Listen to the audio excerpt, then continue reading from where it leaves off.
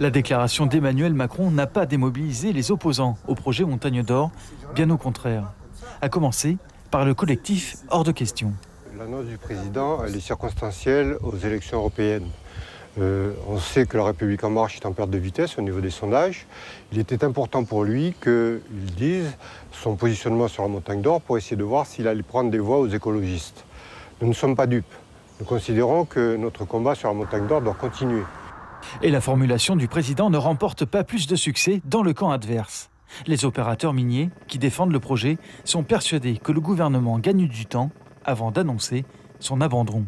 On peut remarquer que le WWF, M.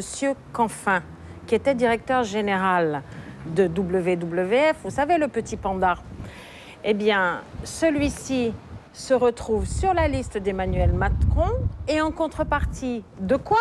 Eh bien, du non à Montagne d'Or. Alors, en attendant, on vous fait patienter, parce qu'il y a les élections, donc on ne va pas vous dire tout de suite que c'est non à Montagne d'Or. Donc, on vous fait patienter et on vous dira au mois de juin ce qu'il en est. Dans l'ouest, où doit être implantée cette mégamine, la ville de Saint-Laurent-du-Maroni rappelle l'enjeu économique et environnemental du futur site. C'est un projet qui ne peut pas se faire à n'importe quel prix.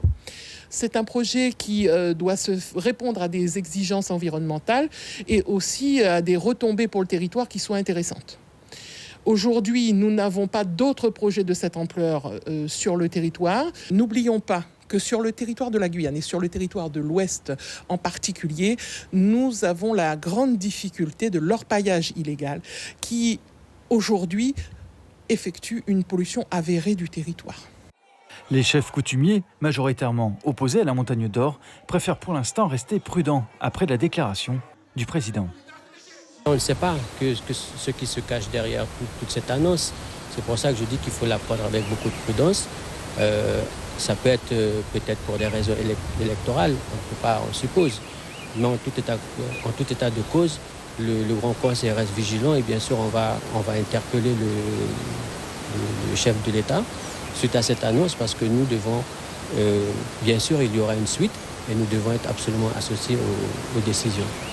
La direction de la compagnie minière s'est contentée d'un communiqué pour rappeler qu'elle reste ouverte à un échange constructif avec le gouvernement afin de poursuivre l'amélioration du projet. Pour sa part, le président de la collectivité territoriale de Guyane, qui soutient cette entreprise, n'a pas souhaité s'exprimer.